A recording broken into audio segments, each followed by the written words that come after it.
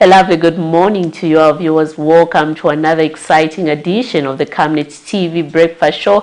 I am your host, Miriam Kaimba, and in studio, I am not alone. I am joined by my beautiful colleague, Zipporah Mshara. Anyway, when we come on this show every Mondays and Tuesday, we always bring you nothing but the best of what is happening in the community. Anyway, for you, our viewers who are watching us out there at 7:30, we will be opening our phone lines. And if you want to be part of our discussion this morning, please do call us and contribute. Give us those pertinent issues that are happening in your community so that we can get interacted and discuss the way forward on how best we can develop our communities.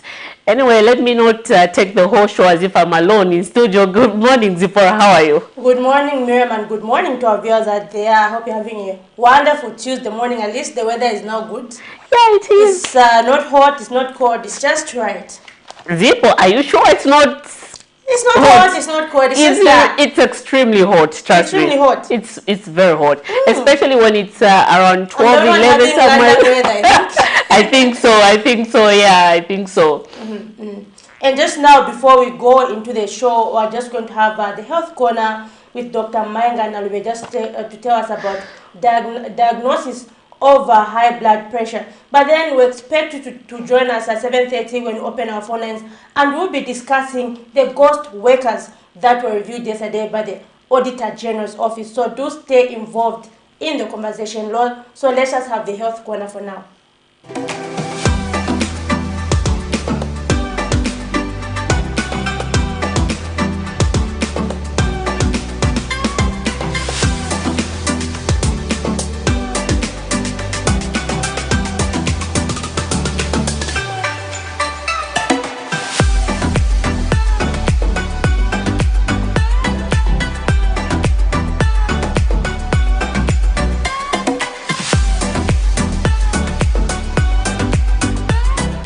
Good morning, everyone. My name is Dr. Mainga Nalube, and I'm with the Medical Women's Association of Zambia.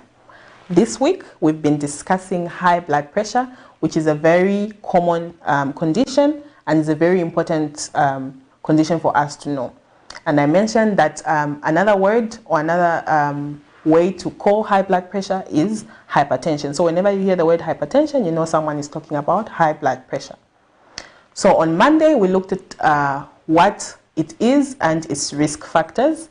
We described that hypertension could be primary, it could be secondary, and it has three main factors. So BP has three main factors that affect it. So those three main factors we mentioned were cardiac output, resistance in the arteries, and your blood volume. And then we mentioned some of the risk factors being obesity, smoking, high alcohol intake, family history, and already existing conditions such as diabetes and kidney disease. So yesterday we looked at the signs and symptoms and the complications of hypertension. I mentioned that hypertension is a silent killer. We mentioned why it's called a silent killer. We said that someone could go through their life, could live out their life without knowing that they have high blood pressure and only present with a complication. And we mentioned that these complications are very big, and it would be better if we know we have regular BP checkups, and then if we have high blood pressure, we get this treated by medical personnel to avoid having presenting with these complications. Some of the complications we mentioned were stroke, heart failure. You could also have visual problems. You could also have kidney failure. So on today's segment, we are going to be looking at the diagnosis of high blood pressure. So how do we diagnose high blood pressure? I talked about how when you go to the hospital, the first thing that a health personnel would do is check your vital signs. So some of these vital signs are things like temperature. We've seen them measure our temperature. So one of the most important vital signs is your blood pressure. We check blood pressure on everyone who comes to the hospital, so that we can catch it. If it's high, we can catch if it's high or low and know what further treatment or management to do. So we measure blood pressure using something that we call a BP machine, which is a blood pressure machine. This machine could be automated or it could be manual. The manual one is the one that you've seen the nurses in clinics use. They pump something, so yeah, that one is called a manual one. And then we have an automatic one, which people who are living with hypertension are usually asked to buy because they have to keep having to keep checking their blood pressure, and so it's good that they buy this one. So we've mentioned that it could be an automatic one or a manual one. We have values as medical personnel that show us if your blood pressure is high or if it's low. We won't go into talking about values, but yes, that's how blood pressure is measured. We use a BP machine. In the circumstance that it's found that you have high blood pressure, there are other tests that medical personnel would do. Remember, we talked about complications, so they would want to test to see if any organ in your body has experienced these complications. So they would maybe do tests on your urine to check if your kidneys, if you have a complication in your kidneys due to long-standing untreated high blood pressure. You could also have eye tests, and these are things that people living with hypertension are told to constantly have checked. So you could be told maybe to have visual tests, maybe every year or once every year or twice every year. So these are things that the doctors will check. They could also do some tests on your heart to see if there's been any damage to the arteries in your heart. That's to check for complications. One very important thing we should know is that if you are a person living with high blood pressure or hypertension, it's very important that you keep a record of your blood pressure readings even when you're at home. So usually the doctor will tell you to have a book that you go with to the hospital every time you're going for your reviews. So you can have your blood pressure checked anywhere, in your local pharmacy, in your local clinic, or even at home if you have the BP machine, but you should always record so that if you are on treatment, they know if this treatment is working or not, according to how your blood pressure record has been. So it's very important that if you are living with high blood pressure, you record your blood pressure readings whilst you are on treatment so that you can show it to your doctor every time you go for a review. Thank you so much for watching Health Corner. My name is Dr. Mainga Naluve and I'm with the Medical Women's Association of Zambia. See you tomorrow.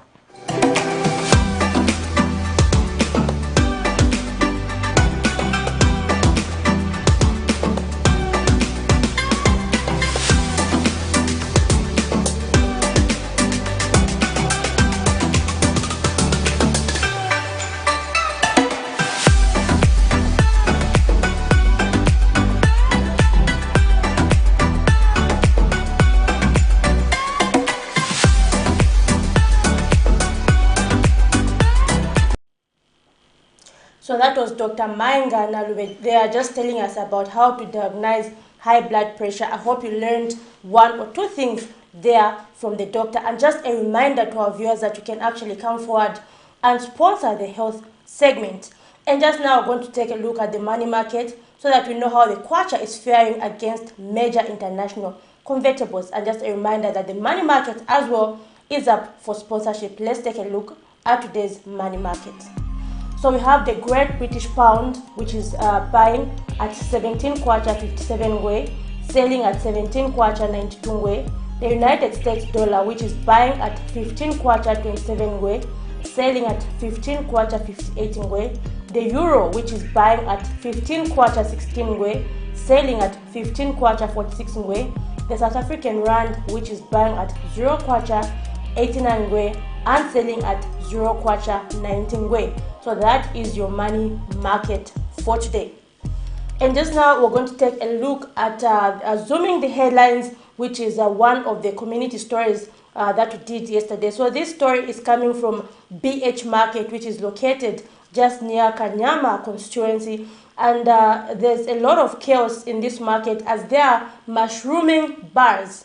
So the traders there were complaining in interviews yesterday, stating that alcohol consumers are now like defecating all over the market and doing illegal urination because of the same bars. So they're saying they come from the bars and they're just causing dirt in the market. So now they're calling on the Lusaka City Council to actually make sure that this is curtailed. They want bars to be located away from markets and not inside markets. And just after we play the story, we're going to open our phone lines so that you, our viewer, can actually have your say on the many things that we are discussing today. Let's take a look at that story.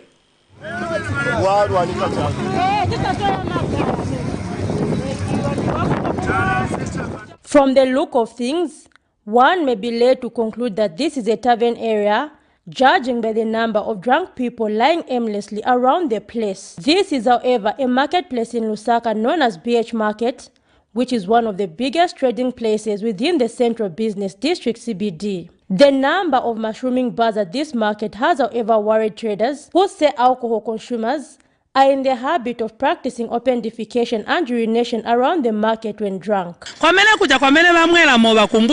Apa vapitisa maningi vitumbi pena ngwafa kudala kai moba wamene bali kumwa kuja si moba uyu wakutika pena uba bwezera kotu bakumwa moba uyu ati morases yamene machoka kumazapo muntu akamwa cha befenti apita pabala bapeleka ku kliniki kwa Kanyama mu kliniki muno maikosa atakapela sembe batiranganirako kuno mabazi ashitaova bana bachichepele mayuthi basira kufa ndafya kuja bantu bamwalila nipangono chabe bapitisa ako babiri batatu binanguka banamudia akabanyama kwishimotoka chakandolo kumutu mutu kupwanika mutu kutamba chabe tistamba kwamene kuja even vamene yakabwera akorewa so amababwera wamene pena ngwankala chepa liponse pamene apo asiyaifya pena ngwabwera ma plastic bamunyamula bampirikisha vibweze banga ndipo nkani ya mabanda mabashta over mande onongeka bana batu aba baonongeka pena ngoma mbovu ni ovimba kusenseni mbya yali ngokolewa kuononga mune babaka bane mune mukati kuononga ankala akambeshe mumala ankala bamene paja achita bamene afuna madoti nyosa kamba tabi matuvi so bakatusabe vija baka nabo maningi abantu baruko aba kumoba I think sankala bwini. The traders fear that this may lead to diseases as various items including food are sold in the market. Meanwhile, Camnet News has reached out to the Lusaka City Council LCC to ascertain the way forward on the situation. Zipora Mshala, Camnet News, Lusaka. So that was a very unusual story there from BH Market. And the question really that begs an answer is, have these people been given licenses to operate where they're operating from? Or are they just taking advantage of the number of people that are found in markets to create a business? But then these traders are also calling for an inspection of the kind of alcohol that is sold. So they're saying that it does not meet the standards and it's actually putting the lives of people in danger. Miriam, your thoughts on that story? It's a very, very quite interesting stories, Zipporah. But you know, places like the market and stuff like that, we don't expect to see, you know, an increase with a lot of bars and stuff like that, because you know there's noise pollution and stuff like that, and then yes, once people are drunk, you know, they just urinate from anywhere and do all crazy stuff. From anywhere. According to, so did you really have to mention that word? Yes, they said and all that. And you find that this is where they're selling rice. And imagine if it's rain season. And there have been restaurants there at the market. Yeah, so now again it's attention. Exactly, and now healthy issues come in play as well, because you know you get to have people who do all those crazy stuff without. Crazy enough, just there right next to the bars, they've been doing shockers. You know what I mean? Like whereby they're roasting those different kinds of meat. So just wonder like what kind of situation is happening here. And now imagine if someone he's doing that, the next minute they don't go to the toilet and do, because there's a bar, they just do their stuff anyhow, and then they, you know, go back there, start doing the meats and stuff like that. Where's the healthy issues? You know, the hygiene that we're talking about. So, you know, the healthy issues also come into play right now. It's not only about, you know, them urinating and stuff like that, because this is a market. There's need to ensure that there's sanity and stuff like that. So we hope that Lusaka City Council can do their job, you know, go on the ground and ensure, do these people have licenses, you know, to trade in those areas? And what kind of alcohol are they selling? Because exactly. They're stating that many youths are actually dying. And you know, the sad thing is, it's a marketplace. You're selling alcohol. I know it's business, but we're talking about productivity. If people are going to be drinking alcohol in the market as early as 06 hours to 19 with the knockoff, where is the productivity? Yeah. Yeah, definitely. And so, anyway, that is very interesting. But then, just now, we open our phone lines and we're just going to jump into our next segment discussing the issue of ghost workers as reviewed by the Auditor General yesterday. Miriam, do you have the details? Yes, so yesterday the Auditor General's office reviewed that 7.7 million kwacha was paid to 9,800 ghost workers between 2017 and 2021. So yeah, and are there any specifics, maybe from which ministry or just ministries? It's just various ministries. Anyway, let's get to play that story and we'll be right back and discuss more. And you, our viewers who are watching us out there, please give us a call. And those watching us live on Facebook, please send us your contribution on what you think with regards to this. How do you think this should be handled by the various ministries, the government in short? Yeah, let's just get to play that story and we'll be right back discussing into details about this topic. Rumors of some civil servants being placed on the government payroll without being employed in the civil service seemed like a lie, but alas, the rumors have finally become a reality. Monday, 5th September 2022, the Auditor General's office briefed the media in Lusaka that an audit on the government payroll was conducted and that it was discovered that more than 7.7 million kwacha was paid to 9,800 ghost workers between 2017 and 2021. The Auditor General, Dr. Dixie Chimba, says the ghost workers are from 19 different government ministries.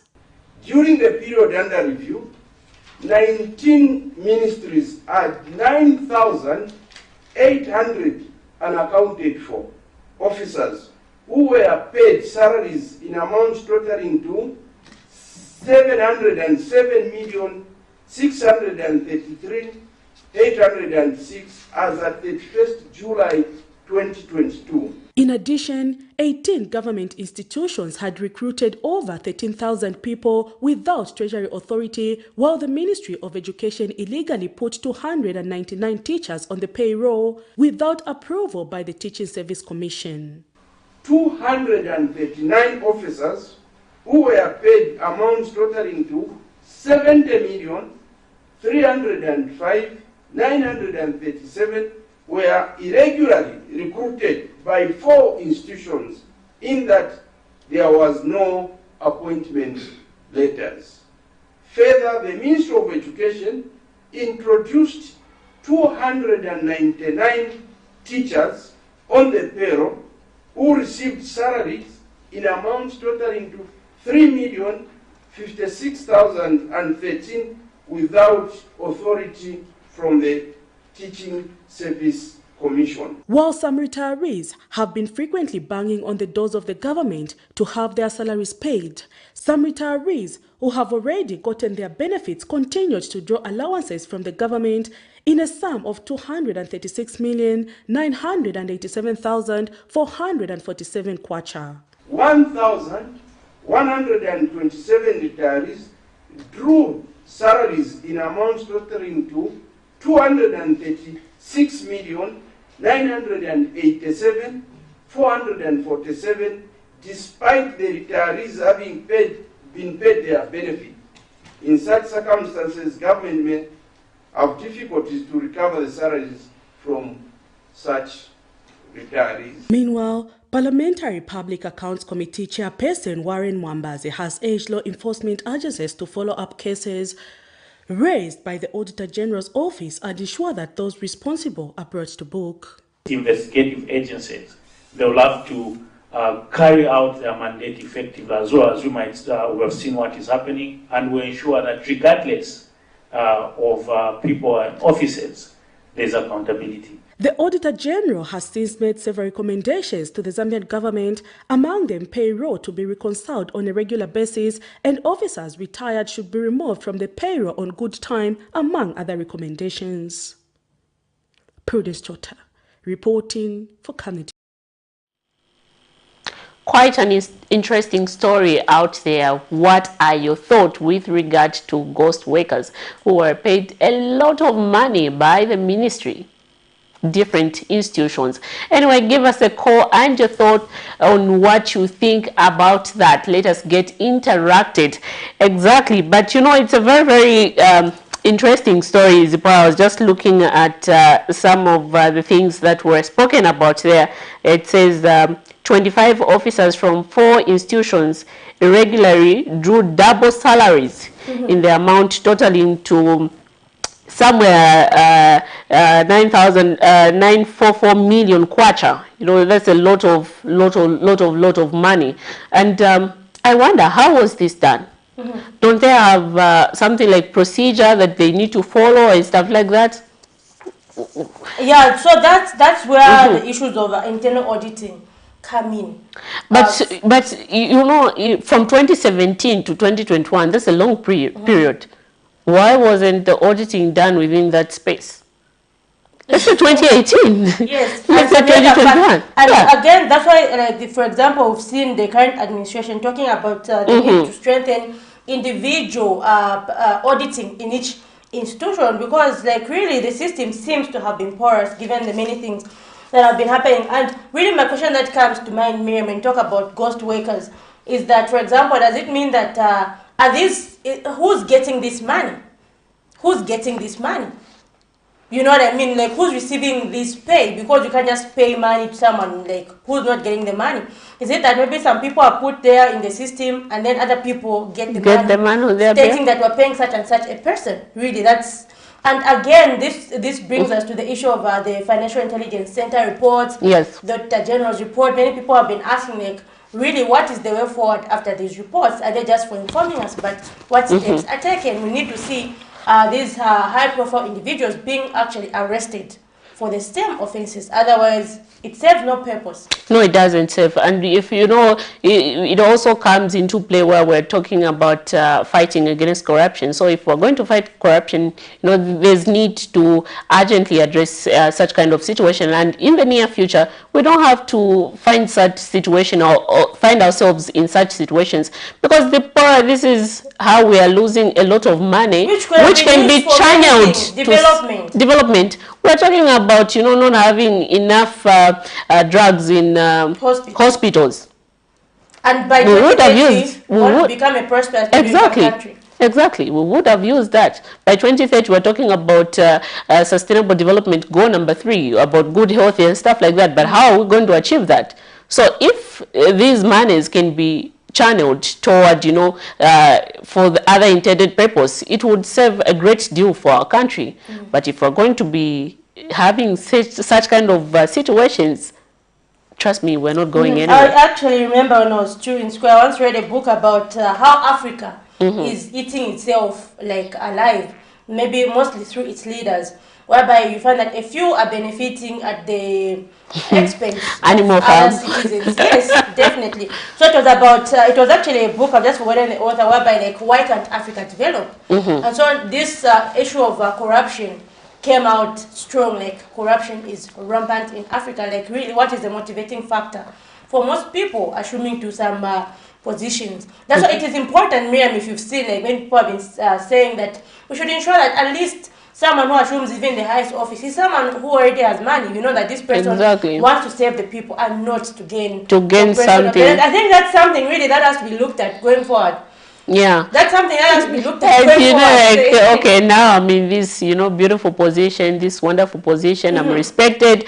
I'm getting a lot of funds and monies. But hey, at the end of the day, if you're going to mess up there, what's the intended purpose to serve the people of this country? If you claim there should be a threshold, maybe like someone who wants to ascend such and such a position, different positions, should have maybe this amount of money. But don't you think, again, you know, this would kill our democracy, because we don't have to put a limit. We don't have to put a limit to who should serve us. You know, for example, some people might not have, you know, enough money, but have the desire to save this country. Not really, but, you know, this is where there's need for, you know, discipline, self-discipline.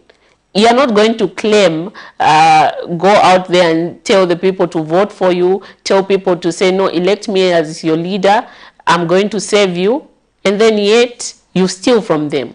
So there's need for self-discipline.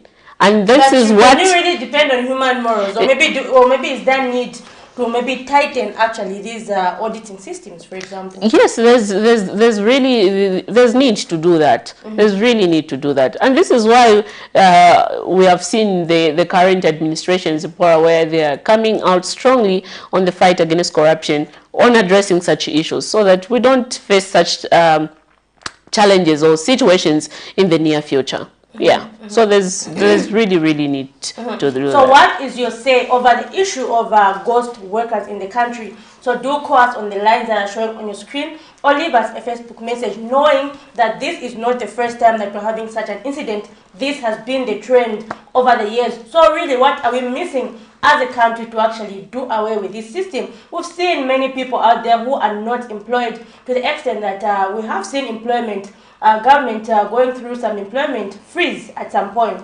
But then if people are getting this money, what is the way forward to close these loopholes? Yeah, and Miriam, yes, exactly, you can go ahead. Yeah, and apart from that, we do have, so we're just talking about trending issues in general. Apart from that, we do have another interesting story here. I'm sure we're all interested in the Kabushi the Kabushi by-elections, which are upcoming. And so this story here is from the Anti-Corruption Commission. And so it reads, the Anti-Corruption Commission has charged and arrested Lusaka Province Minister Boma Lusambo's sister-in-law, Patience Manase. Let me just hold your thought there.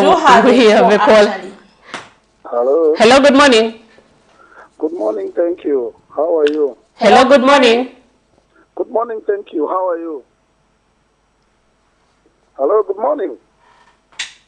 You seem to have lost that call. Please make sure that you are in a place with good reception. Good morning. We do have a call. Hello, good morning. Good morning, thank you. How are you? Good morning, thank you. How are you? We are fine, thank you. How are you, sir? I'm well, thank you. Who are we talking to this morning? This morning you're talking to Stephen Mumbi. It's good to know that you're watching. Thank you, thank you. Good to know that you're also live here in Mali. It's great. Please give us your contribution to our topic of discussion this morning. What are your thoughts with regards to ghost workers? Very oriented of affairs coming from the Author General, especially concerning the ghost workers. So my contribution, we really need to know how did we arrive at these figures? Are these ghost workers as a result of people that have died and have not been taken out of the system, we've been continuing to pay?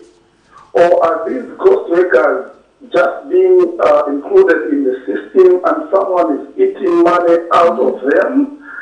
How did we arrive at this situation? Because this situation is extremely saddening to read.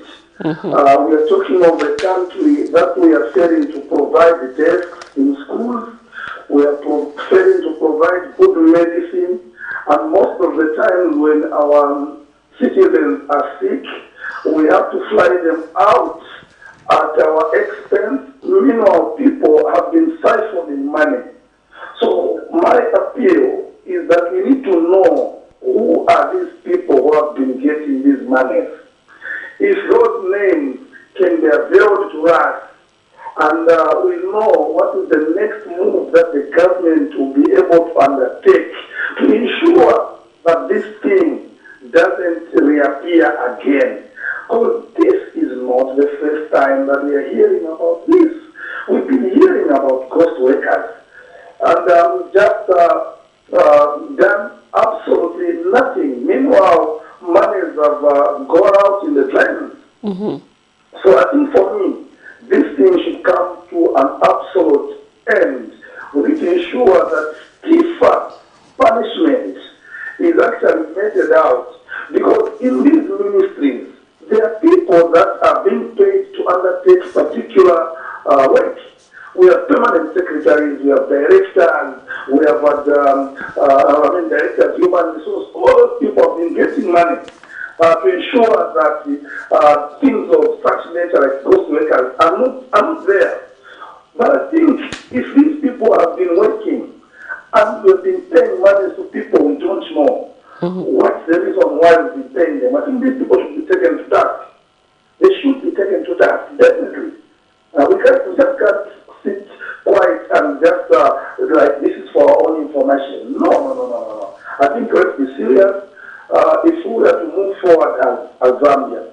And then secondly, my contribution I've heard from the panelists, they are saying maybe the person that should be able to expire for higher office should already be wealthy. Suppose this person also got wealthy through dubious means. Because we don't know, right now we're talking about high corruption levels. And some people who are planning, we don't know how they have paid their money. So having money should not be a yardstick. But I think what we need is people that are serious, people that are upright, people that have the agenda to take this country forward. I think those are the people that we should be able to put in leadership. One of the greatest challenges that we have as Africa, or Zambia in particular, is leadership. We've been lacking leadership. We have got people who are selfish in these ministries. Once you are appointed, once you are elected, everything that you used to say before the elections, you abandon them. You want to fatten your pockets. You want to put your relatives there. This is what has killed us to date. We don't have people that have the nation at heart. In fact, from the findings, you discover that the first 5 years, they'll try and behave well. The last 5 years, when they know that they may not be there, that's where chaos starts from. I can give you an example. When we brought in Chiluba, the first 5 years was very good. But the last 5 years, when we knew that it may not be brought back, then there was a lot of corruption issues. And this is what happens. The first few years when you elect them, they will try to impress you. But the second term when you elect them, trust me, these people change. So for me, we pray that Zambia should be able to have credible leaders that will lead us from where we are. Not this kind of leadership where everyone looks at how am I going to amass wealth so that I can be worshipped.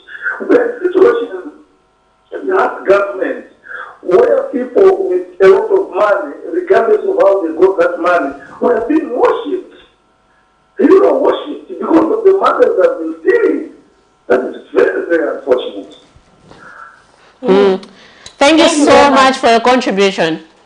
Thank you so very much. God bless. All right, thank you.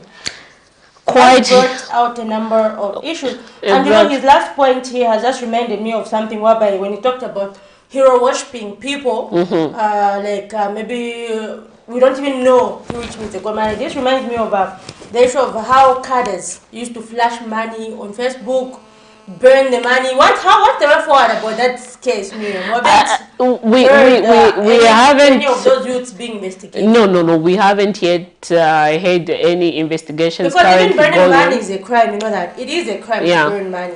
We haven't had any investigations, as Deborah, currently going on from the law enforcers. But I think with the thing that is currently going on, where certain people are now being arrested in relation to corruption charges, I'm sure there'll be. They have to. Yeah. They have to be.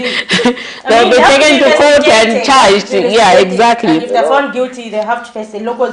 Videos are all over Facebook. Exactly, so something that has to be looked at. Before you go, if you finish your thought, we have a call. Hello, good morning. Good morning, how are you? We're fine, thank you, sir. How are you? Well, very much so. Please go ahead with your contribution. Yes, I just want to talk a little bit about the court workers. You know, when we were telling the people of Zambia to say that we have elected a law to take care of our courts.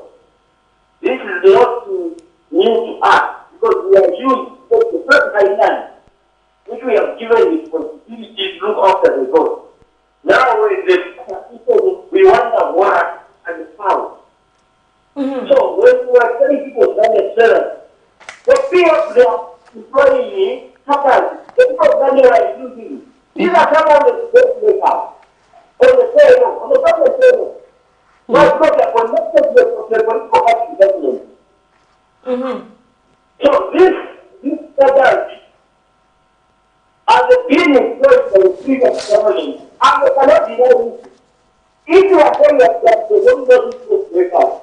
We have the audio report in Indian administration.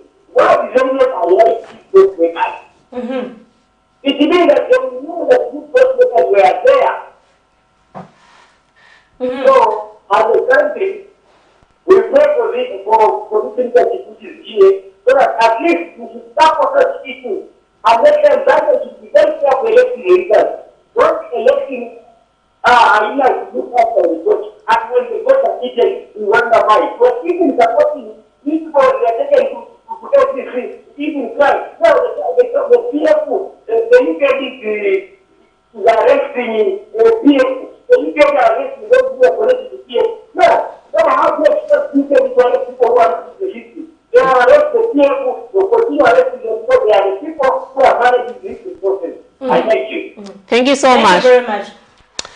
And Miriam, you can see the passion there, right? You know that people in Zambia, like, who stayed 10 years, have never been employed. And here, how many did you say? 9,800 ghost workers. Ghost workers, yes. So really, and this just... And you know, it says that 18 government institutions had recruited over 13,000 people without Treasury authority, while the Ministry of Education illegally put 299 teachers on the payroll without approval by the Teaching Service Commission. I don't even know what to say. Exactly. And you know, that's the point which our first caller raised, stating that we have directors, we have permanent secretaries. What is happening in these ministries? In what is happening? People should be put to tax. You know, there's need for some explanation. How did we end up having people on this list? Were they doing their job correctly? These are the questions that we need to, you know, ask ourselves and you know, find answers. Exactly. And this is where people have actually been saying there's need to give these institutions teeth to bite, because they just go and read, but then really they don't have that arresting authority. They don't have it. So maybe, I don't know, anyway, they do work with the Zambia police, but people feel like they should be be given teeth to bite to make sure that at least when they see these things, they follow them up and make sure that they... But anyway, we are seeing this from the Anti-Corruption Commission now, where, you know, various people are being brought in on different types of corruption-related charges. But anyway, we want to start with the Auditor General. Exactly. But we, you know, when we are going to say we want to tackle corruption issues and address these issues, we don't want to see a situation where someone is arrested, later on we find, no, this enole has been entered, what has been entered. No, we want to see the best result out of this. You know, we are talking about high unemployment in the country, and then we have high levels of corruption, and then this money is going to waste. You know, we are talking about lacking a lot of things. Youths are not employed, we don't have medicines. You know, people are crying every day. The cost of living is high. And then, you know, you have these issues. There's need to address this. And that point, Miriam, brings me to various calls from stakeholders who've been saying there is need to depoliticize the civil service. Because we've seen that a lot of positions in the civil service change with each administration that comes into office. So people, like, for example, the last caller said there's need to establish, if for example these people were cadres aligned to maybe the former party or something. So so you're saying something to the line of maybe that was one way in which they may have wanted their people to benefit. So now this brings me over to the issue of depoliticizing the civil service. Just hold your thoughts, Zipporah. We have a caller. Hello. Good morning. Yeah, this is Jonathan on the line. It's good to know that you're watching Camnet TV. Please go ahead with your contribution. Yeah, I'm contributing on what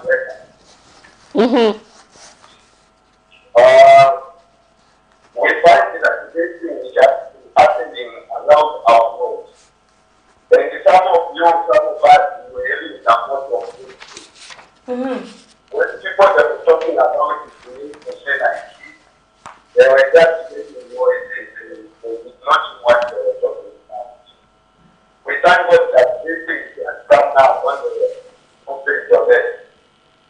But now the question is, even if you these people, they will be fighting. Since from the time they have started taking these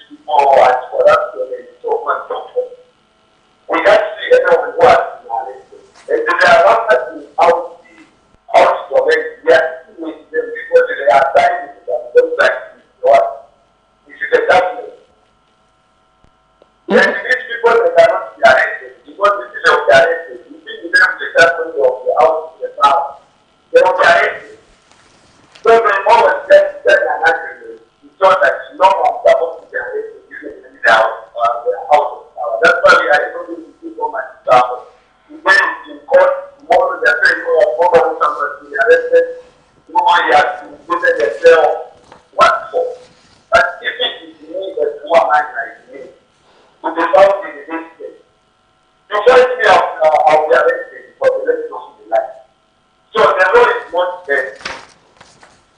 The law is not there. They are supposed to be there. So even in Bible security, that is a result of what? They shall be the poor shall be what? That's why I put it go down the street, they demolish that side. It was for the poor. But for the forest representation, because there are rich people there, until now, the houses are still down. So, about this is using the things the one that is it is just to buy our journey, so that we can see these people that we can, but these girls, they are not doing anything. They're teaching to them. They are the same people. Complete what we are asking for. We want to see a clear action, not just the thing on their mouth. We are tired of lamenting after lamenting. No, we want to see the action. This is just a performance system that we are trying. Talking stuff and see the punching after punching, punching after punching. And this is not me, a poor man like you, where I am. But I don't know where I would be arrested. We want to serious reaction. Not just the national anthem. We have said that we have known the national anthem since grade 1. I think grade 4 we have been singing the national anthem. Anything now again. We want to serious reaction now. Because they were just no one has been no one has been. It's people who are trying for. They are not using their package for that. Those people who are just getting the government.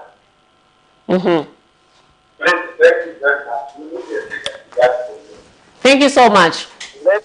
And Miriam, that's one thing I find interesting. For example, you are the court reporter, isn't it?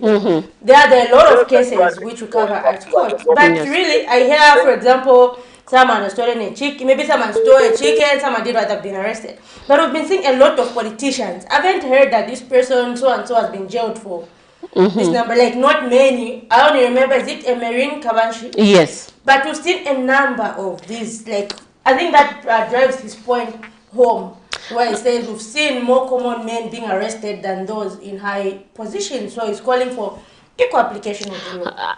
And you know, I think, Zipporah, for me to be fair responding to that question, I would say, you know, people, vulnerable people, maybe let's say me and another common person out there, you know, there's need for us to have, you know, these government lawyers who can do a great job. You know, when you talk about these politicians, one will come, maybe one person is accused of something. Let's talk about Mr. Lusambo is facing a charge before court. I'm just giving an example. But he might come before court with maybe 5 lawyers, just one person. And then you as a common person, you don't have a lawyer and you don't know the procedure when you're taken to court. So you find, in as much as you did not commit a crime, but because you do not know how to defend yourself, you'll find yourself on the wrong side of the law and get jailed for that. So yeah, there's also we need more enhanced representation. Representation, yes. Lawyers from legal aid, exactly. Serve the public interest, definitely. Exactly. But Zipporah, you know, when it comes again to these high-profile people, you know, people who have served in public institutions, there's need for the law to be applied, you know, fairly. We don't want to see a situation where, you know, because there's a deal that was entered, you know, we have seen over the past that, no, I entered a deal with SEC. I entered, I'm immune, you know, I was given immunity so I cannot be arrested. I disclosed this and I gave back some things which I stole. And these people are admitting indirectly, saying, I stole this. You have to be punished. Exactly. But if a common person like you and say, no, I give back to, you still get punished. And you still go to jail for maybe 5 years, 3 months or stuff like that. But anyway, moving forward, you know, when you are talking about ghost workers, the other thing we shouldn't forget about is, you know, we are talking about ghost workers, and then we have these high unemployment levels in the country. a lot of youths. We've heard on exactly. Facebook, for example, someone saying, no, this person has killed themselves because they didn't have a job, really, and all those other things. People are stressed every day. People are killing themselves. You know, people are stealing. That's why we have junkies in the compound. Yes, because suppose they do not have the capacity, they do not have the monies, you know, to start up a business and do all those stuff. I do realize that you know, CDF has come forth, you know, where they are now telling them to form cooperatives, but not everyone can benefit from CDF. You know? Exactly. And so moving on, but in relation to the same anyway, we have a case relating to Mr. Bowman Lusambo, former Kabushi Member of Parliament. So this story is from the Anti-Corruption Commission, and it says the Anti-Corruption Commission has charged Lusaka Province Minister Bowman Lusambo's sister-in-law, Patience Manasseh, who is a University of Zambia student, for forgery of a school certificate and uttering false documents. Ms. Manasseh, 29, of Minwood Ibex, has been arrested and charged with 7 counts of forgery and uttering false documents contrary to the laws of Zambia. The offences were committed between 1st January 2009 and 31st December 2018 in Lusaka. ACC Public Relations Manager Timothy Mono says investigations have established that Patience Manasseh forged several Examination Council of Zambia certificates and General Certificate of Examination GCE statements. He says the documents were made in order to facilitate her enrollment. Excuse me. He says the documents were made in order to facilitate her enrollment as a student at the University of Zambia. So interesting. It's interesting. But then, really, what prompted what prompted them to conduct this investigation towards her certificates? Is it maybe the upcoming by-elections? I think so. It should be the upcoming by-elections. But then this brings to the fore, like, if this is the case, it's only that maybe Mr. Lusambo is a well-known person. Maybe that's why this interest was there. But how many are there which are forged? I really don't think it's because of the by-elections, because that was Mr. Lusambo's sister-in-law, Zipporah. But I think this is now the law enforcement agencies trying to do their job and, you know, trying to clean up the system and ensure that you know, the sanity. I don't think she's the only person who is being targeted. And I think other people I don't know. We'll wait to see. And you know, they say that she will appear in court soon. We hope to see and hear the reason exactly to what, you know, would have led her to do such a thing. But anyway, I heard some of the comments on Facebook where people were saying, you know, it was quite a good initiative. She is a hustler and stuff like that. You know, like she... But I wonder, did you think she was going to make it at the University of Zambia? Because it's really tough being there. It's really tough. I can't like... If you write an exam, Miriam, even you who did mass communication, because when people talk about UNZA, they talk about medicine, but it's really hard. Just what you thought we have a caller? Oh, we do have a caller. Hello, good morning. Well, fine. How are you doing? I'm fine. Yes, please go ahead with your contribution. Compared to somebody, please make sure when you want to, you're supposed to have not the name, not the government. Just write the name, the one not the government. So that people really good. If somebody is not that you support the name of that person. So please for that's the example and direct to them. Thank you. Thank you very much. Miriam, I don't know if you're able to hear that. Though I couldn't get a lot of clearly what she was saying. I really didn't get what she really said. But anyway, do call us back so that we can be able to get you clearly. But I'm sure she was contributing in relation to the story that we read where the ACC arrested Patience Manasseh, who is said to be related to the wife to Mr. Lusambo. Yeah. Exactly. Yeah, so this actually brought a lot of questions from people. Like, does this mean like maybe there should be a mass verification of these certificates? And I wonder how many people will be discovered actually to have fake certificates. So it's really worrying, like what's happening. Exactly, Zipporah. But then Miriam, this also brings the issue of if someone maybe got through forgery, like forged a certificate, got the investment exam, that means the trend will continue. For example, getting results in a false manner. Because they're not qualified, first of all, to go to that. And that also now brings the issue of compromised work standards. For example, if someone is a nurse, imagine. But imagine if law enforcement agencies do their investigations, I would also like them, to go deep on the ground and ensure maybe how those people were performing at their work of places where they were employed, where they had working people and stuff like that. I don't know, I'm not encouraging, it's the wrong thing, but with how our country is, trying to survive becomes hard. So people get to do each and anything possible that they can do just to survive. But it's bad. I know, I'm not encouraging that. Sorry, lastly. No, it's actually, it's very wrong, and I wonder if she was going to manage. But like we said, if someone got through forging, then that would be the way which... Because that's false pretense, it's against the law, and the law, needs to be applied. Yeah. Exactly. So Deborah, I came across an article here on Facebook where someone just said in relation to ghost workers, he says the first issue of ghost workers syndrome is not a new phenomenon in Africa but has existed for many decades. Therefore, even in Zambia, this issue isn't new. It's really not surprising per se. For instance, the problem of ghost workers has been a recurring issue in Nigeria, the second biggest economy in Africa. Now, this in spite of that fact that there is a Nigerian government carries out endlessly verification annually. So it's not just, but is it an African problem? Exactly, this tells you now that it's not only in Zambia that we're facing this. But is it all world over? But one interesting thing that got me interested on this article is that at the end of each verification, numbers discovered representing ghost workers and money saved are rolled out, and no one is ever arrested or prosecuted. The scam continues.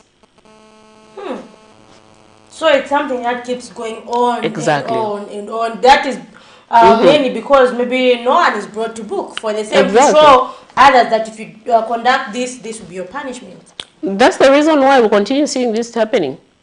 Like our first caller said, Zipporah, people when they're in office, they're elected, 5 years, they'll perform nicely, they'll be your darlings. The other 5 years, they're not really certain whether they're going to be voted in or not. So they'll get to do things in a messy way. We do have a caller, Miriam. Hello. Hello, good morning. Good morning. Yes, kindly tell us your name, where you're calling us from, and you can give us your contribution. My name is Stephen. I want to contribute. I contribute by beginning like this. In most cases, Zambians marry Zambians, except in very few cases that Shikari or God was married themselves. And those that at universities, at the certain kind of education, they marry themselves. So that's where they find themselves. Those who are in Nairobi, they marry themselves. And those that are in certain, like in other players, they marry themselves. Those that are in villages, they also marry themselves. Now, here is the reason why I'm giving the assessment. Even you as journalists, you marry people that are related. It's very rare that the journalists will go and marry the top of them. I'm not saying it's happening, but here's the case. Politicians, in most cases, their children will marry themselves, regardless of their political affiliation. You'll find that the politician who pays food, likely that is married to politician, is there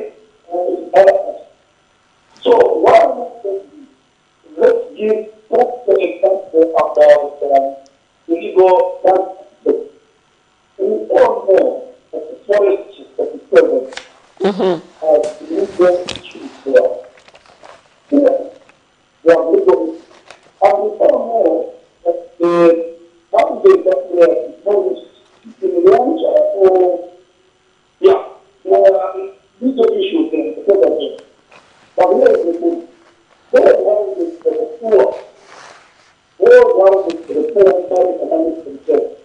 There are houses that will keep demolished. And those houses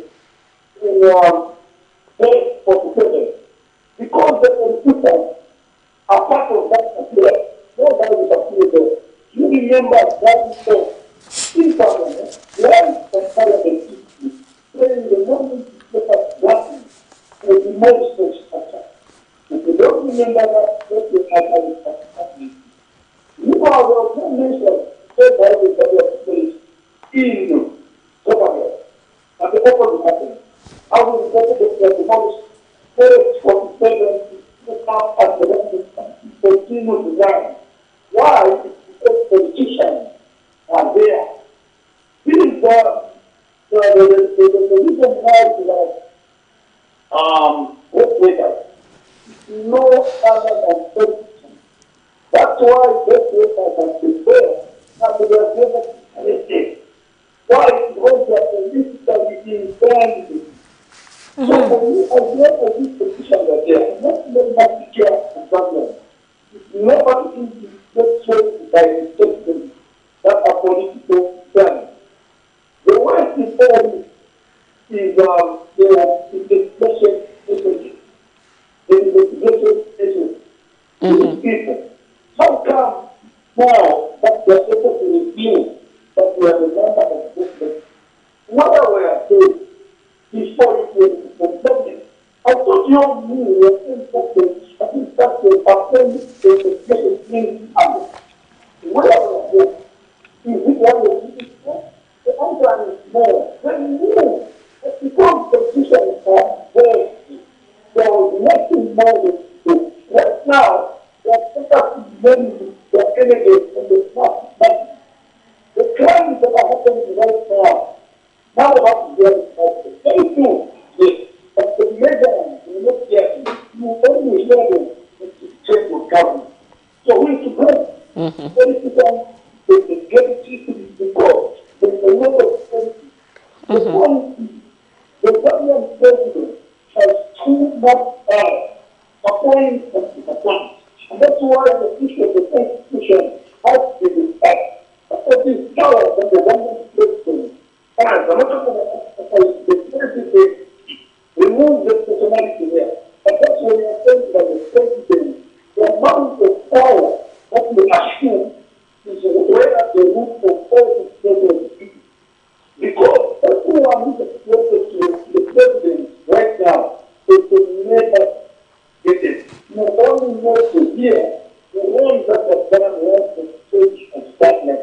So where we start to see is the agency or other legislative agencies there to get the past. But yet, they're supposed to get the past from the present so that if we can be able to look at this president that we have.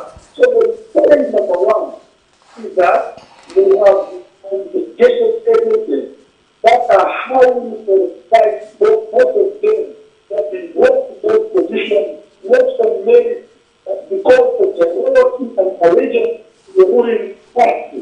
There's the issue of those, they are able to take out all those that they are here because they are looking for loyalty. They are looking for people that should be able to protect the sovereignty that is their government.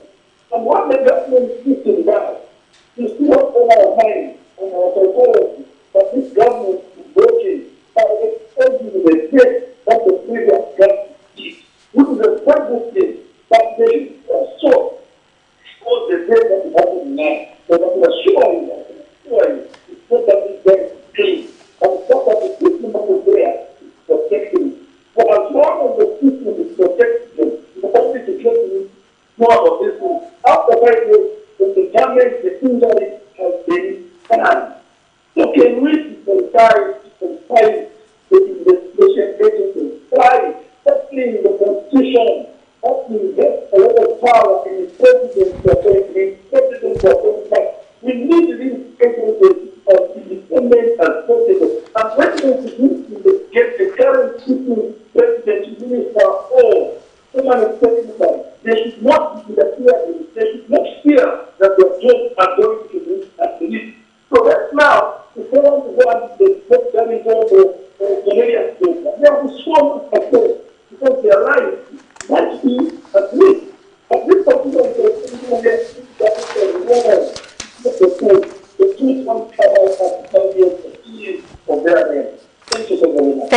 Thank you very much.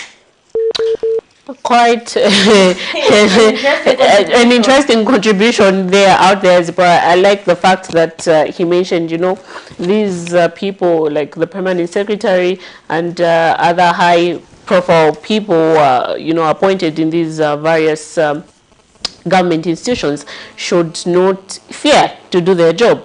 And Zipporah, it also reminds me of a fact. You know, we are talking about fighting against corruption, huh?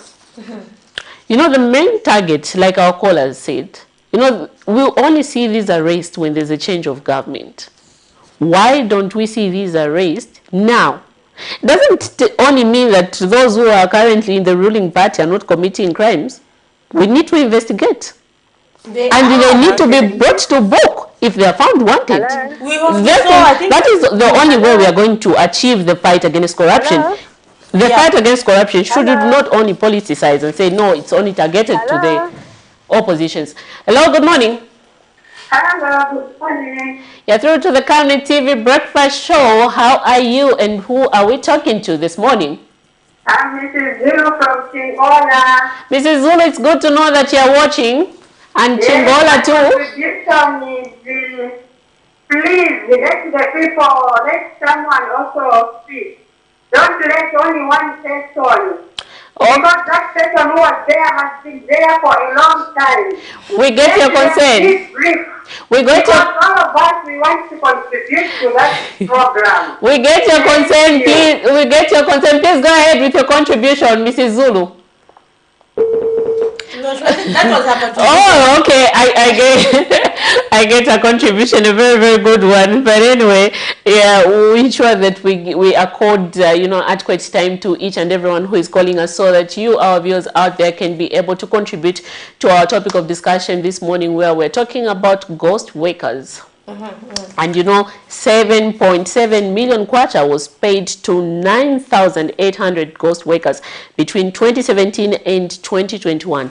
This was during, if you see the dates, this is during the previous administration, because from 2017 to 2021, this is the time the former ruling party was in power, the PF. Yeah. And I think there's something interesting which our last caller said, stating that why are we seeing the investigative wings being active after a change of government? Yeah. People have been calling for independence of this. Is it because maybe they think if they become active now, this is when maybe they can be promoted and stuff like that? Again, that brings an issue of appointments. For example, most of these investigative wings have the appointing authority from the president. Yeah. So that's why, like, we've seen people like the Third Liberation Movement, led by Mr. Enoch Tonga, who have been calling for like independence of these institutions. Because if someone appoints you, Miriam, it means they are your paymaster. Yes, exactly. They are your paymaster, and so whatever you're doing it to please them. To please them, and yeah. you can't bite the finger that feeds you. That feeds you. So if we are really going to be effective, we have to make sure that maybe they're elected, for example, through a vote. Maybe not necessarily by the whole country, by that institution, for example. Say a DEC, the people they have to vote, like, who should be the person leading. If they are elected through a vote, they'll be protected by the constitution and will not be subject. And yeah, exactly. I think they should pay me for that idea. Anyway, we have seen various stakeholders coming on board, governance activists. We also had Mr. McDonald Chipezi coming on forth and giving his contribution with regards to the same issue, where, you know, there's need for these public institutions to have an independent appointment, so that in the fourth run, as they are executing their duty, they do not have to, you know, have any fears and stuff like that. But anyway, Zipporah. The 7.7 million kwacha that was paid to 9,800 ghost workers between 2017 and 2021.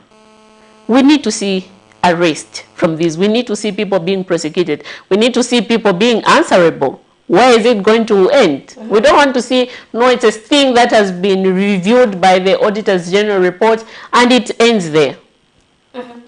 What do we want to see next? As you know, as citizens, what do we want to see? Because this is a lot of money. Come on.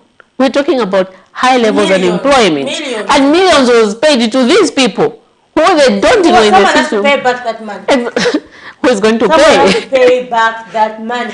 Yeah, but then moving on, Miriam, I think we'll have to jump into our next segment. We're going to be talking about community security in Zambia. So what is the situation in the area where you are? How is the community situation? We'll be talking about the need for police to conduct a lot of patrols. We've been seeing a number of people, like some dead bodies being found here and there, but really, how can we tighten security? We're talking about Sustainable Development Goal number 16, achieving peace and a peaceful and stable society and access to justice, as well as building strong institutions for all by 2030. But the current status, does it lead us, or does it show a positive picture that we're headed in that direction? So do have your say, but we're just going to play a story that we did on Sunday from Mutendere compound on a woman who was allegedly raped, as we go into the next segment. Do stay tuned in.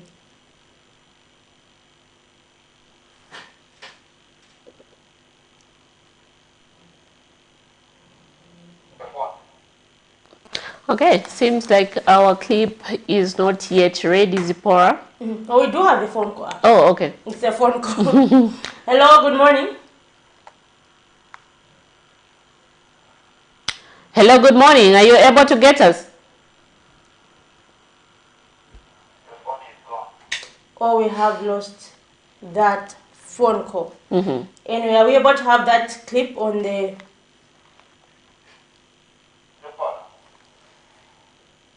Okay, as the clip is getting ready, Miriam, we can just talk about for example, in your community, how is the security situation there?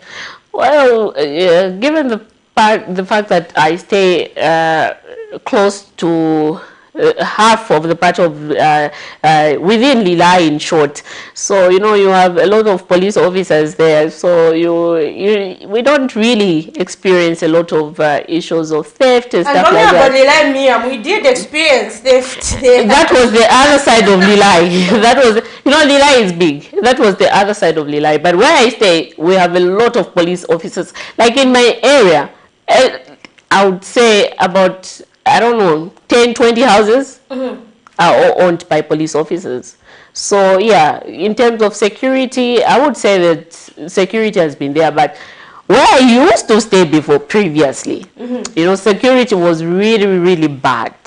And you know, I would understand, I would, you know, compare it to Chiwolia and stuff like that, where we have seen a lot of people getting attacked even during the day, just like Mutendere, Kalikiliki and stuff like that. But Chiwolia, Mississippi, these have become, you know, huge concerns, have continued to be huge concerns for various members of the public and also law enforcers. But we don't know plans, you know, that have been there. I know a lot of people have come forth talking about security issues in Chiwolia compound, security issues in Kanyama compound, and but you know, Kanyama, you can go during the day, you won't be attacked. I've done stories from there, you know, where I would go myself, Zipporah, freely without, but you cannot compare it with Chiwolia. Chiwolia, as long as they know and see that, okay, this is a newcomer, the first timer in this area, they'll definitely pounce on you and grab each and everything that you might have. But we have seen a lot of incidences, Miriam, a growing number of incidences of women being raped and murdered. Just 2 days ago, there was a case in Kabwe where a woman was actually found behind one of the major chain stores. Anyway, I won't mention the name of the chain store, but behind one of the major chain stores, like raped and strangled to death. So that was like 2 to 3 days ago. So this really just brings a concern, like what is being done to these people? For example, is that DNA being collected? Are they being arrested? Like if you compare Zambia maybe to other countries, okay, you can't compare Zambia to USA, but as long as there's DNA on the site, it means that that person will be arrested. And I feel like if such arrests are made, it would deter would-be offenders. But you know, I love the point that you brought out where we said we cannot compare Zambia to maybe the US. You know, when we have certain situation where a woman has been found murdered and she said to have been allegedly raped by, you know, the offender or the perpetrator.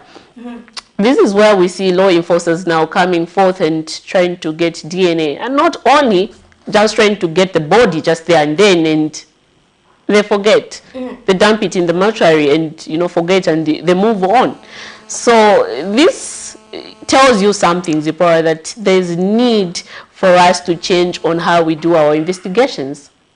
I don't know if they're trying to, you know, come up and think of certain methods on how they can, you know, help improve on how they conduct investigations, such incidents. How many times would you hear that these people have been arrested because they murdered this woman? Let's talk about a recent case. I think it happened, was it last year or earlier this year, of a young girl who was raped, I think, by 5 men.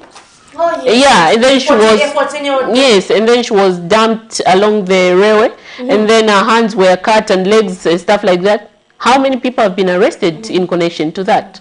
No. There's another case. Yeah. I don't know if that's curfew or I don't know about it. Yes. That's curfew. Yeah. And I was actually reading this morning where a 14-year-old girl was raped by 3 men while her friend was watching, and that girl died 3 days later. And so I read this morning that those men have been rearrested for the 3rd time. Does that tell you something? I'm told that they were arrested the first time, but they were released after they allegedly paid a goat and 3,000 kwacha. Exactly. So really, like, are we taking such incidences seriously? Because this girl died. And that happened. Are we taking, like, does this mean, like, what message are we sending out there? Saying, go and just rape children and you know, you pay a goat and all that. That story happened in, is it Shantumbu area, Zipporah? These people, quite alright, they were arrested. But you know what they did later on? Their families now went and started intimidating the family of the victim, saying, no, if you don't make sure that our people are released, we're going to do this to you and do that to you. So, you know, there's also need to protect this family. Yeah. They could have shifted by the police. And then later on now you hear these people have been released. They're playing freely, okay? And their daughter yet is dead. And there was evidence, you know, before she died, she even said, this was the person who raped me, this and this, I'm able to identify them, okay? Did the police do a thorough investigations? If you're going to say, no, we are going to release these people, do a thorough investigations, a thorough investigation, and give a report, say, no, these people have been cleared. They are not the ones who did the act, okay? But if you are going to release these people without giving any reasons, it becomes a very difficult thing, and it questions our investigative system. Are they doing their job? We don't want. Are they doing their job? And right now, there's actually, like yesterday, we saw a training being launched, where is it the ground commanders? They're called ground commanders, more like these police bosses and all that. So they're actually being trained right now in partnership with the government of Sweden to make sure that at least they enhance security in the country. So it's a 4-day workshop right now, but then to end in 2023. It will be a continuous program. So I hope by then we'll at least be able to enhance how we conduct ourselves. For example, Miriam, a simple thing like a phone. You give them the IMI. I had lost a phone last year. I gave them, it was snatched from me in town, like just here in Mustafa. You give them everything there is, and at the end of the day, you find that this thing is not found. So really, we want to see action. But then most pertinent is the issue of patrols, Miriam, when we talk about issues of crime. When we talk about, for example, that woman who was raped, I think we did that story on Sunday. When we were talking about issues of patrols, if there were like regular patrols being conducted, could that thing have happened? So I think if we were to actually achieve our sustainable development goal, which aims to create a peaceful and safe society, that is one area where we have to actually enhance those issues, Miriam. Exactly, Zipporah. But right about now, let's just take a short break and we will be right back in discussing more about community safety and also coupled with ghost workers in the country. For immediate coverage of any breaking or latest news in Zambia and around the world on Camnet television, call the numbers on your screen.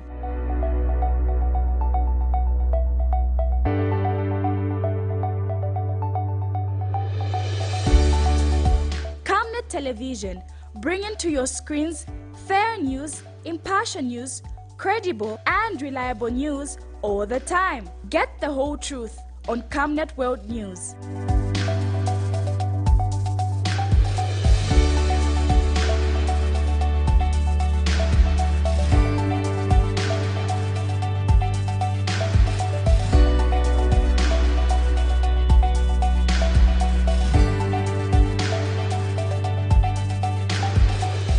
Camnet Television, not just another channel.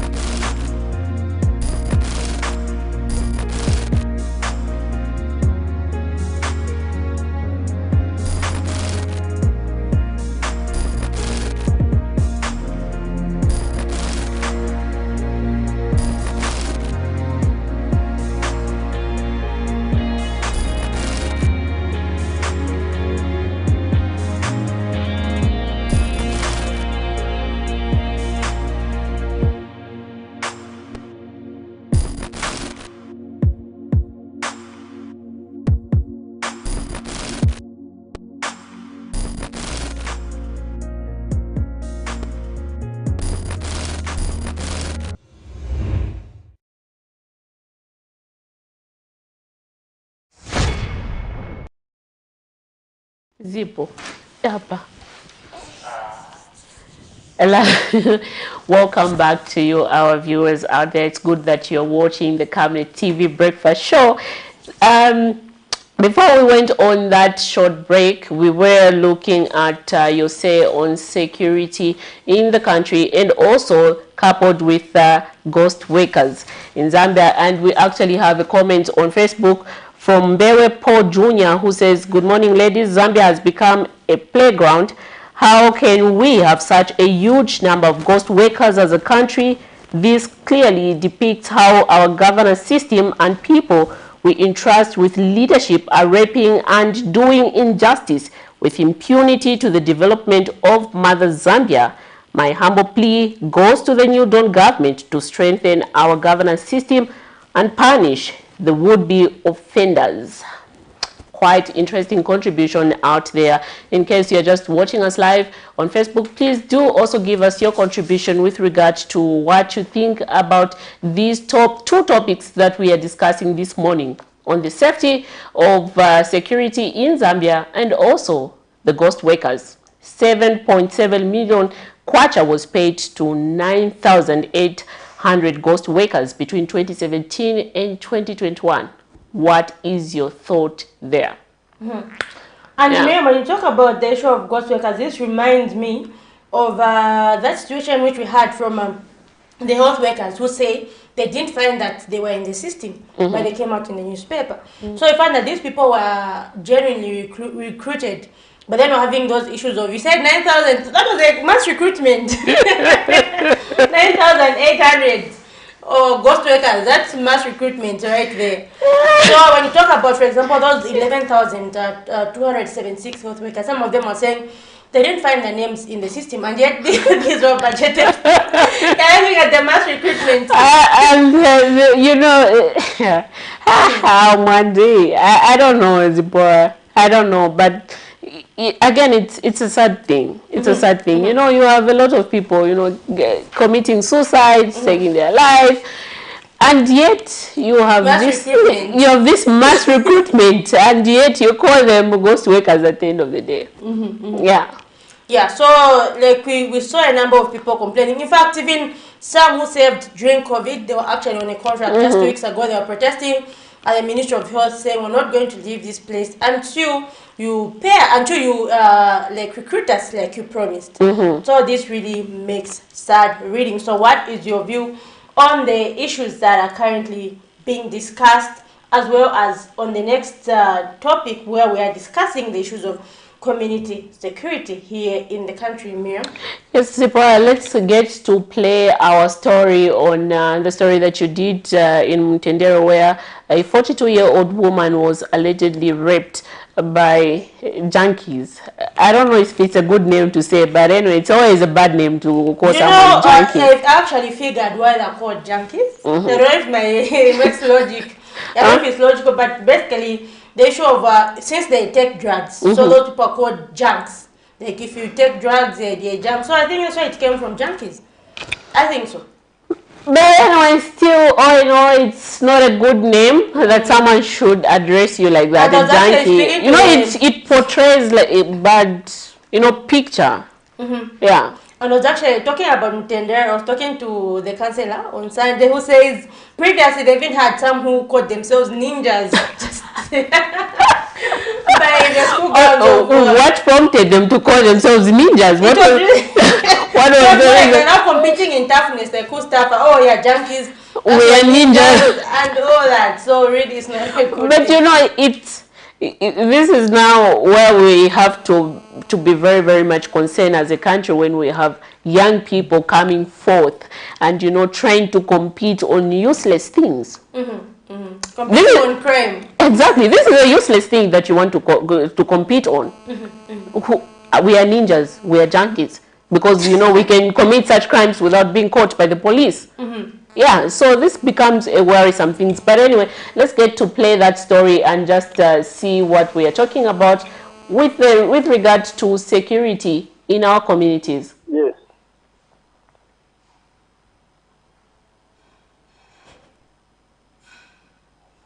Hello?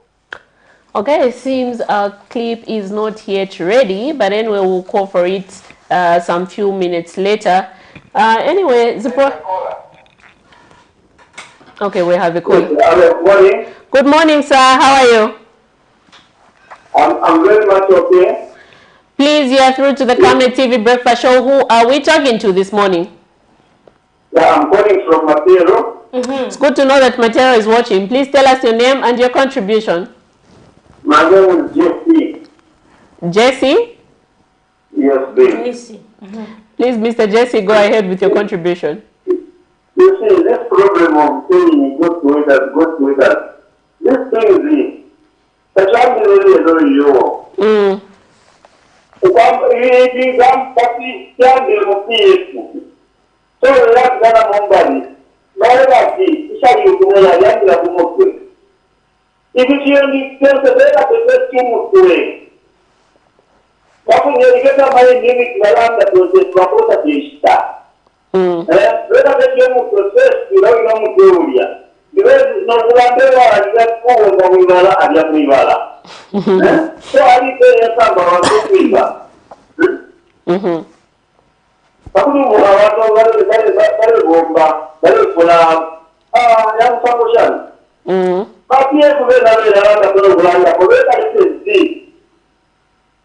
and some people like you,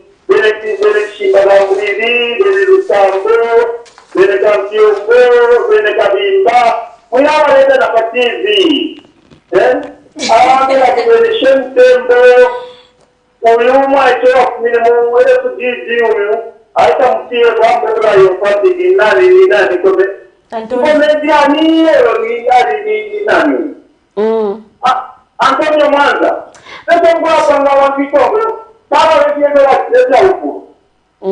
But you understand that we...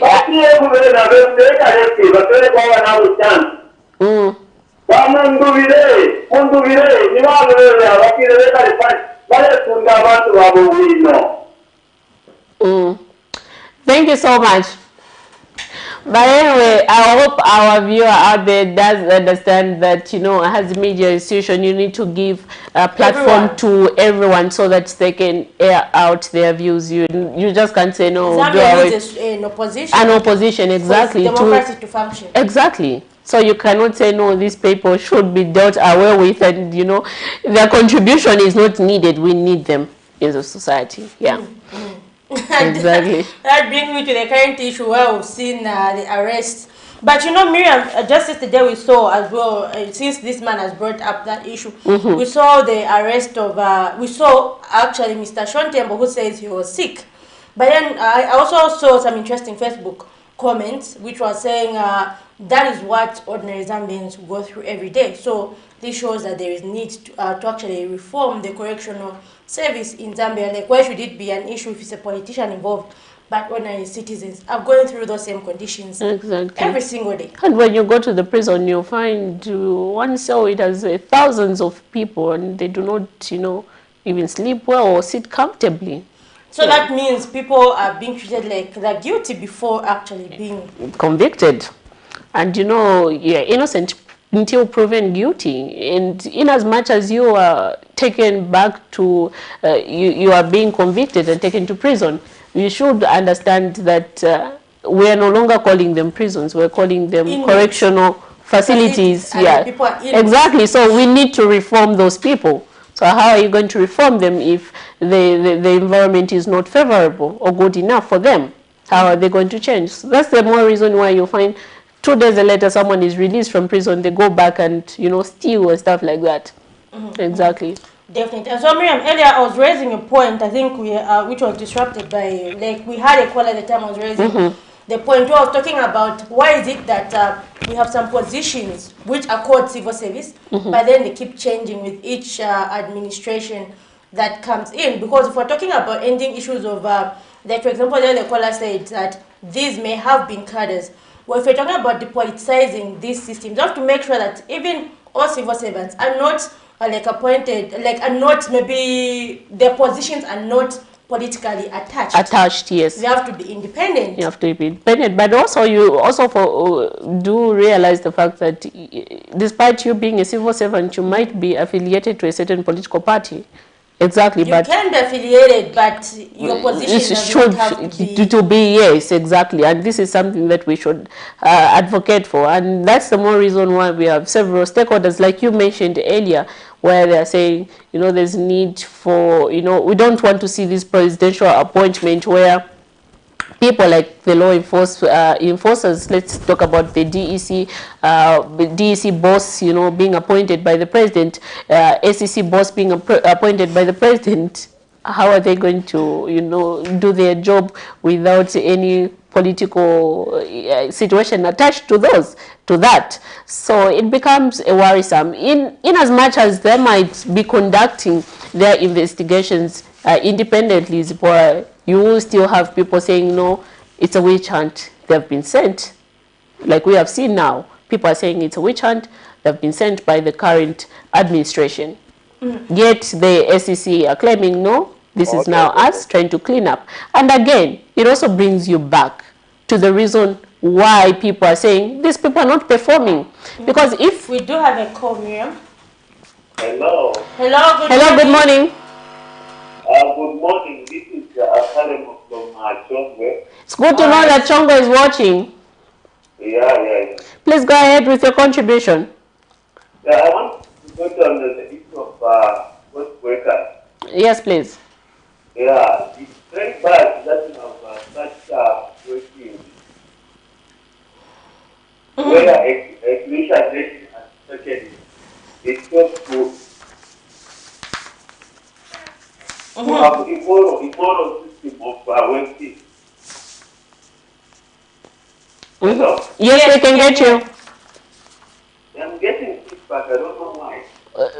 Please kindly reduce the volume on your TV set if you are close to your TV set. I'm outside. Okay, please go ahead with your contribution. We can clearly get you. Yes. I was saying the issue of ghost workers is too bad for a Christian like us. Where maybe it the hospitals are not there. Mm-hmm. Some of us we eat once or twice a day without breakfast. But we are losing such a huge amount of money. 700 billion is a lot of money.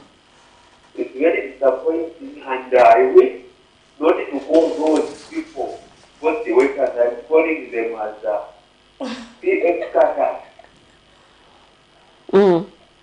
My wish is that the investigating witness can come to a conclusion of this matter. Otherwise, it is a very bad issue. Thank you so much. Thank you very much. Lastly, I think the UPHD should not go the same way that the PFM have had waste. We need transfer and also to make sure that the resources are going to intended purposes. I think those are my few contributions. Thank you so much. Yeah, And he raised the point here, Miriam, of a Christian nation. Remember we were discussing with MP who came yesterday on Zambia's status as a Christian nation. And this actually reminds me of a discussion I once had with a clergyman who said most of these positions should be held by the clergy. To make sure that they don't steal. But really, Miriam, do you think this will reduce us being a Christian nation? Should we appoint clergy in these big positions? What's your view on that?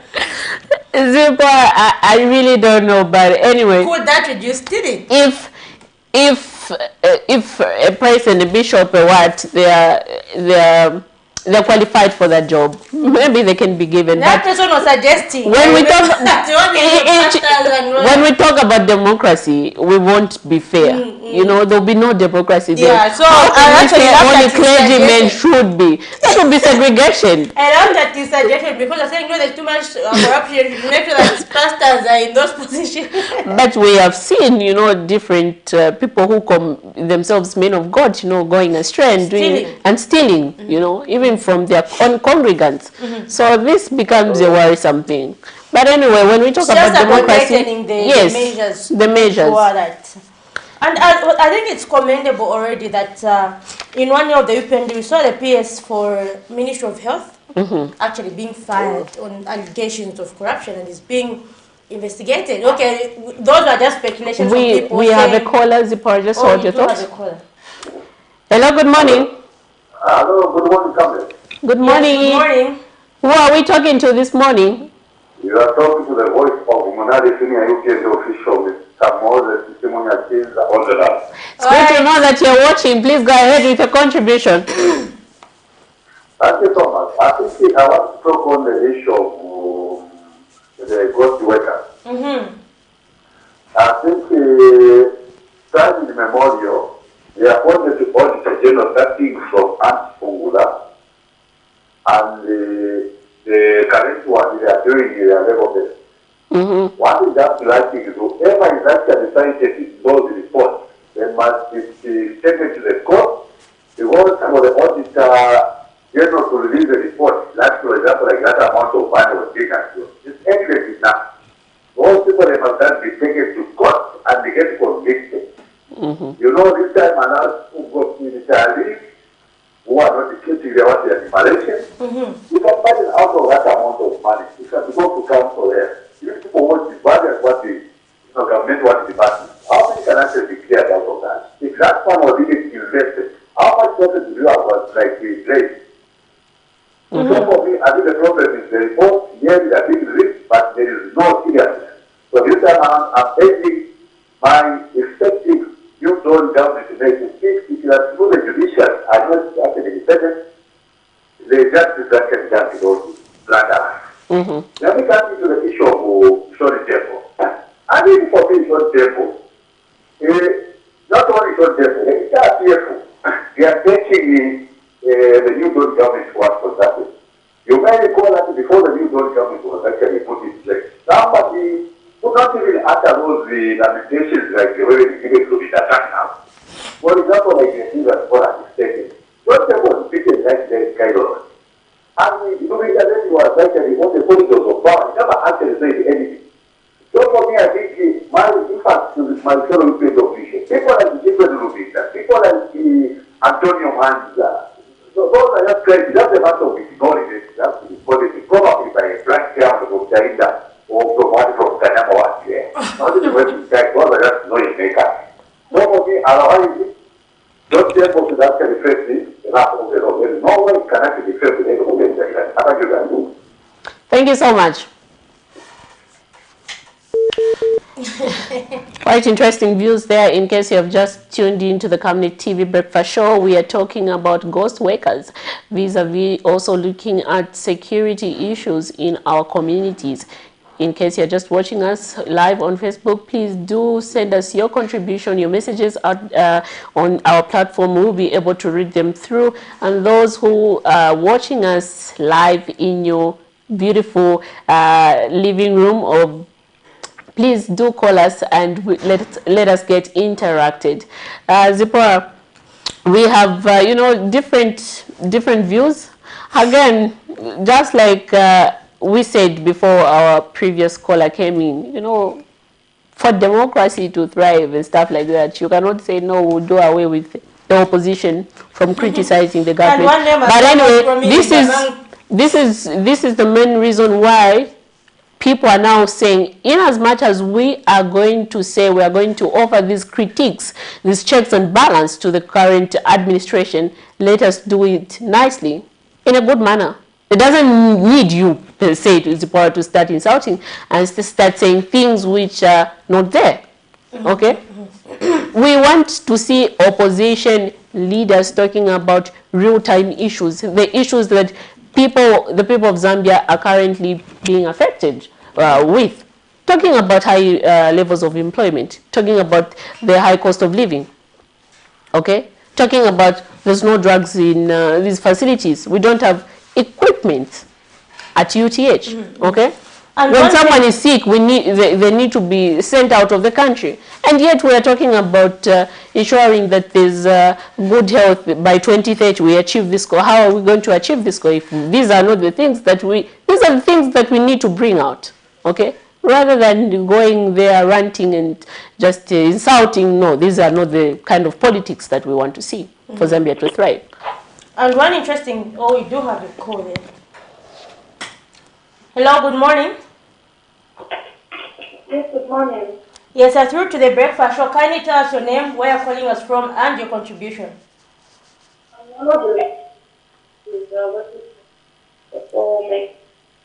Kindly speak up.